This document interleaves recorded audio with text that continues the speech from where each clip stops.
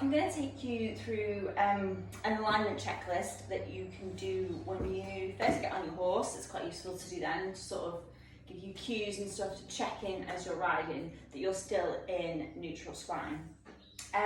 If you're not riding at the moment, or maybe you've got a bit of a whizzy horse, you can do this also on a gym ball, or you can have a little go at most of it just sat on a chair at home, okay? So the first thing I'm going to do, that I do to most people, let's start taking the scripts, shall I? Get short.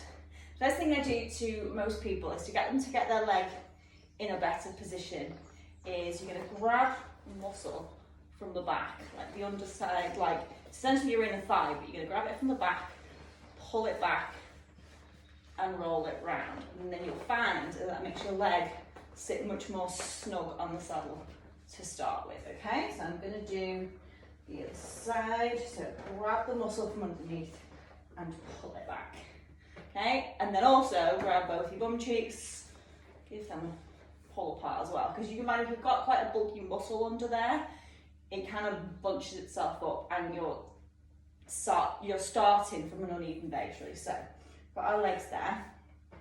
So the first thing you want to ask yourself is your pelvis. So we're splitting the body into 3 boxes. We're going to go pelvis, rib cage, head box, and we're going to line all of those up, and then I'm going to give you a couple of cues along the way to help you to do this on your own, okay? So the pelvic box. You can start by putting your hands on top of your hip bones on the side. Imagine that your pelvis is a bowl of water. You're going to tilt it forward, tip water out the front. You're going to tilt it back, tip water out the back. You're just going to move between the two until you come to that bowl of water being completely level. So the water is not falling out the front and it's not falling out the back. Okay, and when you get there, you should find that you can find both your seat bones pointing directly down. If you are unsure about your seat bones, put your hand under there and just sit on your hands and find them, okay? Nobody's bum is too fat to find their seat bones, I can assure you, all right? I've said that so many times. So you can find them. So, got a pelvic box level, so a bowl of water is level. Then you want to ask yourself whether it's tilting to maybe the left, to the right, or is it rotated left or right? So hands on your hip bones, ask yourself, what is your pelvis doing, okay? If there is any rotations, tips or tilts, if you can't correct them, if you're like, nah, it's not a thing, that's totally fine at this point, as long as you're aware of it and you can maybe look at that to think, okay, what do I need to do to be able to correct that? But if you can move it, you can hold it there, that's great. Get yourself in line. So, a bowl of water is level. It's not tipping out the front, it's not tipping out the back. It's not tipping out side to side, okay? So now we're going to line up the rib cage box.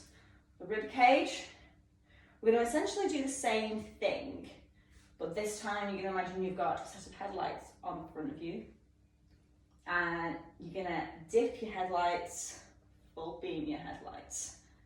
Dip them, full beam. And then you're going to come to a point where those headlights are just pointing directly forward, okay? Think fembot style. You know what I mean, ladies.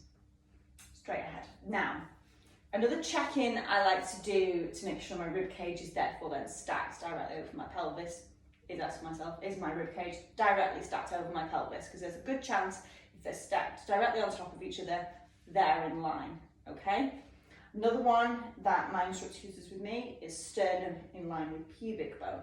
So I put a hand on my sternum, which is the front of your chest, pubic bone, which is here, and if you were able to put a stick down the middle of those and it didn't hurt, would they meet?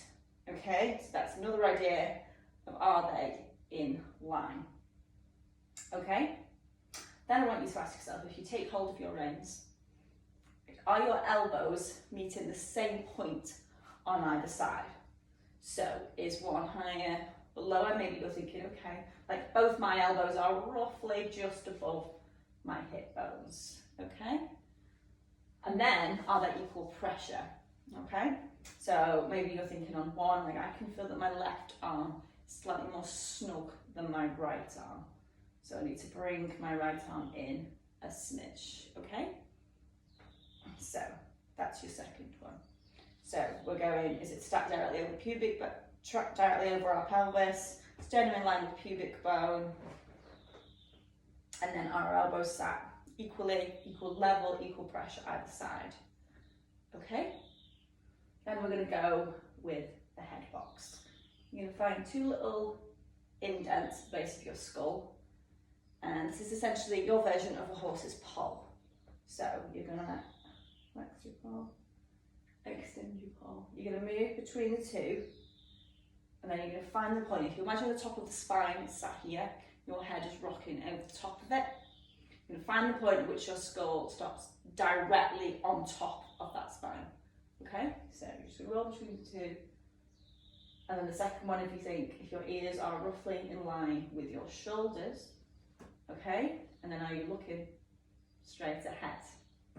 Okay, so I'll go back through that quickly. Get your legs turned in.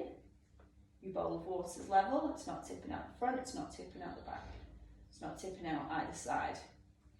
Your headlights, they're not dipped, they're not on dazzle. They're straight ahead. Your rib cage is stacked directly over your pelvis. Okay? Your elbows are level either side, they're on equal pressure. Your head sat directly on top of your spine. Okay, so we've lined all of those up, and in an ideal world, of course, we should have ear, shoulder, hip, heel. I mean, I'm roughly there. I could definitely do with some improvement. Well, roughly there, but they're your checklist to go through whilst you're on your horse, okay? So give that a go and let me know how you get on.